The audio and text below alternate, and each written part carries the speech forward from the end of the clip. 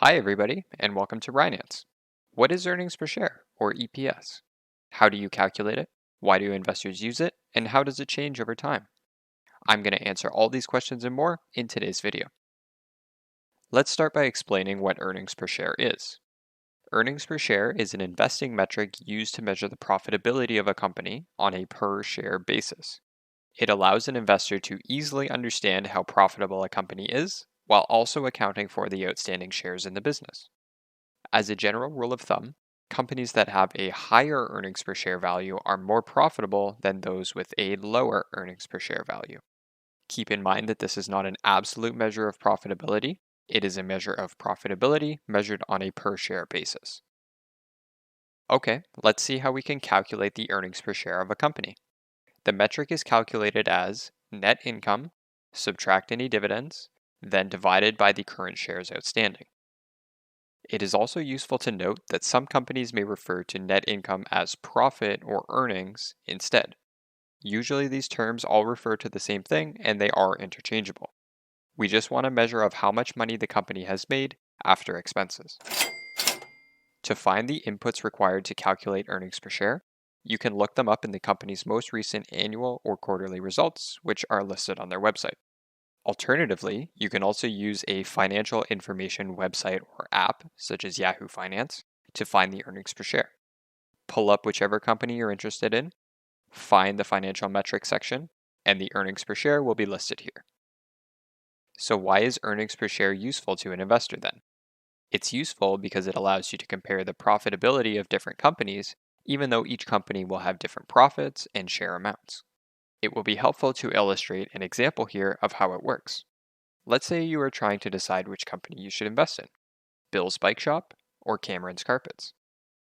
To start, let's say Bill's Bike Shop has an annual profit of $4 million with 300,000 shares outstanding. To find the earnings per share of Bill's Bike Shop, we would take $4 million and divide by 300,000 shares. This gives us an earnings per share figure of $13.33 per share. What this means is that for each share in the company produces $13.33 worth of profits. Now let's have a look at Cameron's Carpets. Cameron's Carpets has a yearly profit of $50 million, pays $2 million in dividends annually, and has 6 million shares outstanding.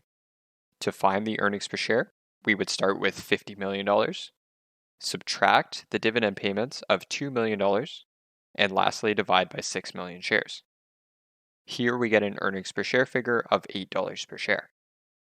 Now that we have consistent metrics, we can compare Bill's Bike Shop to Cameron's Carpets.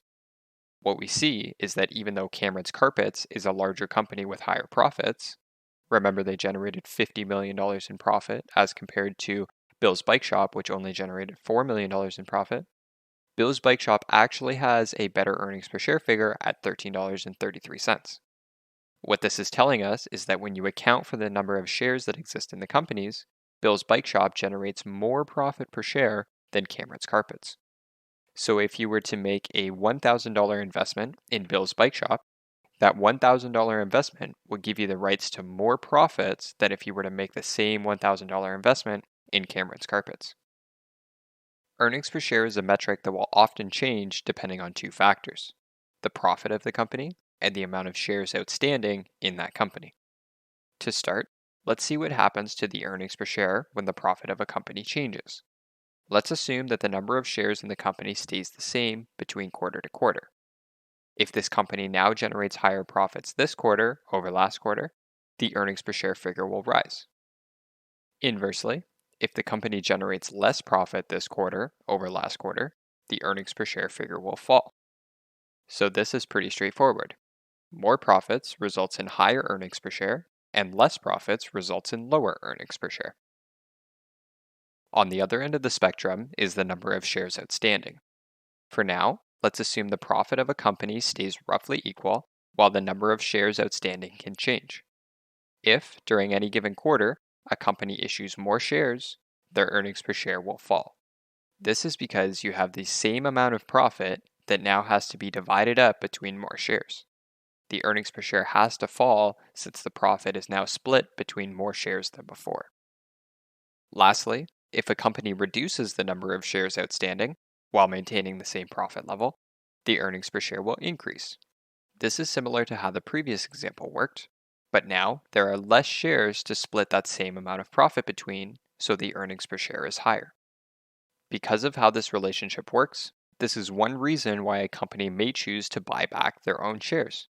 This is known as a stock buyback.